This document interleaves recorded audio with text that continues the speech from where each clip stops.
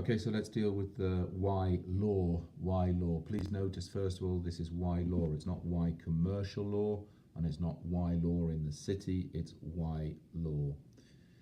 The main guidance is to give is that it meets both your skills and your interests. Please don't use this phrase. It's overused. Use some synonyms, but it meets your skills and your interests. Skills, there are a number of points to make here. Firstly, law is mainly about language. This is about both spoken language and written language. If, for example, you've been doing English at A level or you did history, then this is going to be very easy for you because you can talk about how you enjoy manipulating language, building arguments, etc. If you've been involved in public speaking, debating, Model United Nations, then again you can say that law fits in with this. If you're a scientist, then you would focus more on the analytical and logical aspects of law. But again, this equally applies to history, English, etc., and also modern languages. But science put a big focus on sequencing, logic, analysis, looking at both the macro and the micro. And so this fits in with something that you're both good at because you've achieved well in those subjects and that you actually enjoy. Law obviously is team, as a solicitor, commercial law, it's team-based. So again, you can emphasize what it is that you've done during your extracurriculars or during summer schools that has been team-focused and that you've looked at. The idea of creativity and problem solving, in particular the problem solving side, working with puzzles, looking for optimum solutions.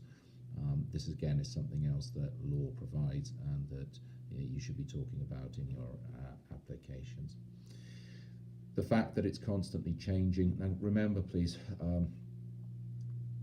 that the fact that it's constantly changing, or even more so the fact that it is international, that it's global, well, so are many other things.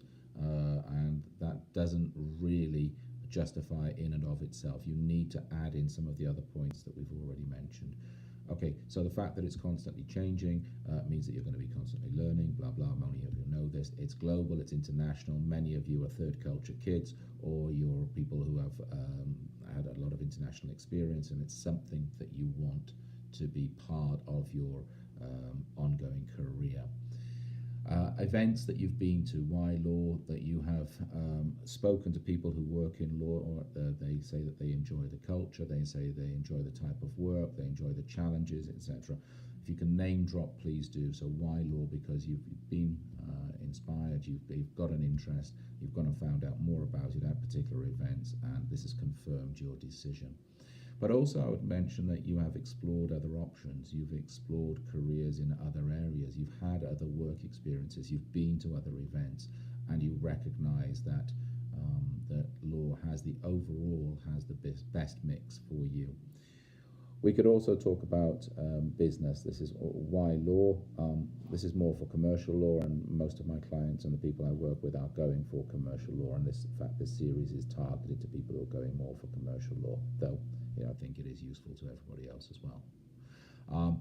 With regards to commercial law here, with regards to business, you must say that you have an interest in business. This would give you exposure to businesses, the changing world of business, the changing world of finance. It would allow you to get involved in negotiations. It would give you client contact, etc.